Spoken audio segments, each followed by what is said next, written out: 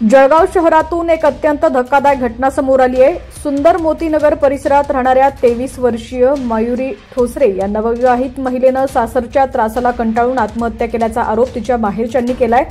अवघ्या 4 महिन्यांपूर्वी मोठ्या थाटामाटात पार पडलेल्या लग्नानंतर सासरच्या मंडळींकडून सतत पैशांची मागणी आणि छळ होत असल्याचा आरोप मयुरीच्या कुटुंबाने केलाय।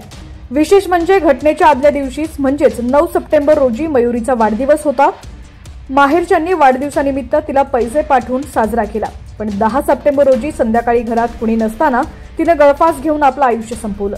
या घटनेनं पुणे येथील वैष्णवी हगवणे प्रकरणाची आठवण करून दिली आहे। त्या प्रकरणानंतर समाजात कुठेतरी सुधारणा होईल आणि हुंड्यासाठी होणारा छळ थांबेल अशी अपेक्षा होती, मात्र दुर्दैवानं आजही अशा घटनांमध्ये वाढ होताना दिसली।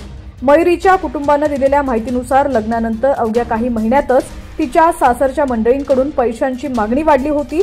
या त्रासामुळे मयुरी अत्यंत तणावाखाली होती।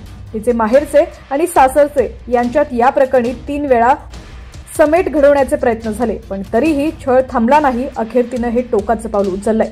सध्या या प्रकरणी पोलिसांनी गुन्हा दाखल केलेला असून पुढील तपास सुरू आहे। मात्र या घटनेनं पुन्हा एकदा समाजात हुंडा आणि त्यामुळे होणाऱ्या त्रासावर गंभीर प्रश्नचिन्ह निर्माण केलाय। यासारख्या घटनांना आळा घालण्यासाठी कडक उपाययोजनांची गरज असल्याचं मत व्यक्त केलं जात आहे।